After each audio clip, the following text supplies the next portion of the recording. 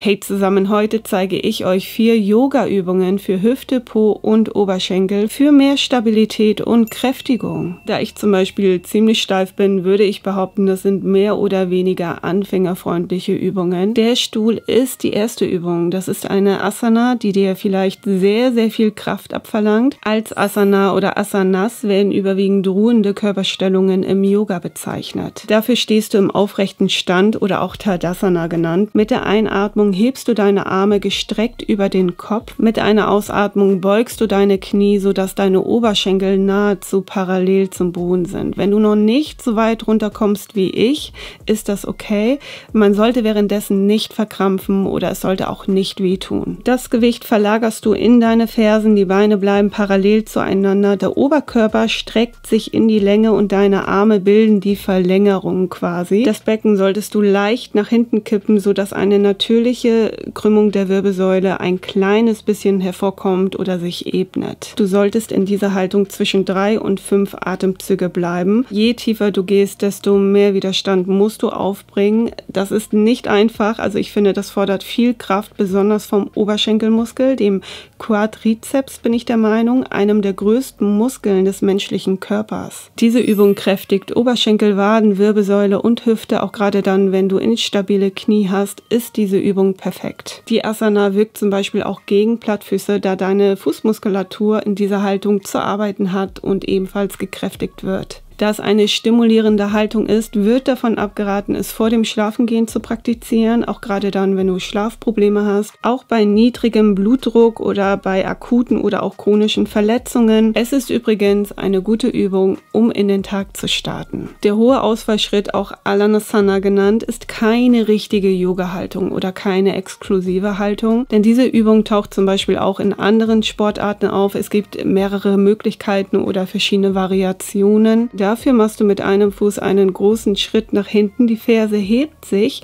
so dass du nun noch auf den Ballen stehst. Die Hüfte sollte parallel nach vorne ausgerichtet sein und mit der Einatmung hebst du dann beide Arme über den Kopf. Achte darauf, dass die Arme wirklich weit nach oben gestreckt sind und nach circa 3 bis 5 Atemzüge wechselst du dann die Seite. Diese Übung stärkt den Rücken und die Beine, aber auch die Schultern und Arme, dehnt deine Bauchmuskulatur, hilft einen starken Core zu entwickeln und kann zum Beispiel auch Schmerzen lindern, gerade wenn es um den Ischias-Nerv geht, also wenn du Ischias-Probleme hast. Jedoch sollte man bei akuten Verletzungen sowie bei Herzproblemen und Bluthochdruck diese Übung nicht ausführen. Die Einbeinstuhlhaltung ist für einige vielleicht am Anfang nicht so einfach, denn man braucht eine gute Balance. Es ist wie die Stuhlhaltung, nur etwas fortgeschrittener. Das eine Bein solltest du angewinkelt anheben und legst es dann auf den Oberschenkel und gehst tief. Also du gehst dann in die Stuhlhaltung. Die Handposition ist zum Beispiel auch als Anjali Mudra bekannt oder so.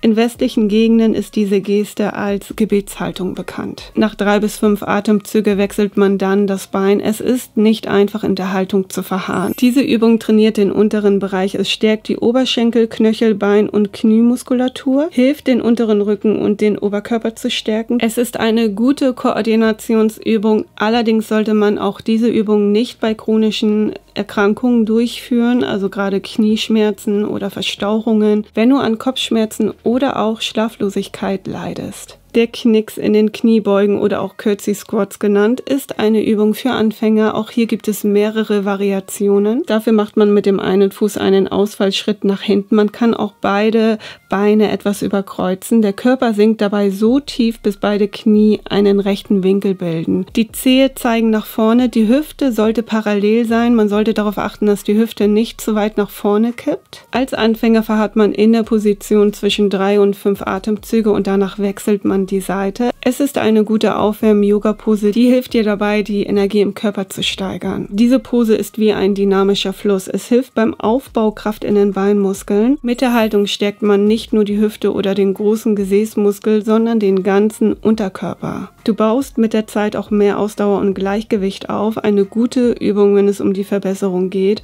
Auch für den Alltag ideal, denn du bekommst dadurch mehr Stabilität. Aber auch hier gilt wieder, wenn du chronische Erkrankungen hast, Knieprobleme, solltest du diese Übung meiden. Ich finde, das sind 4 Anfängerposen oder Yoga-Anfängerposen, die man gut hinbekommt, die eine mehr oder weniger, aber dennoch sind alle 4 nicht so schwer in der Ausführung. 4 gute Übungen, um sich in Form zu halten für einen schönen Po, für schöne Oberschenkel und für eine schöne Hüfte. Ich hoffe, euch hat das Video gefallen. Macht das Beste daraus, bleibt in Shape oder bleibt in Form.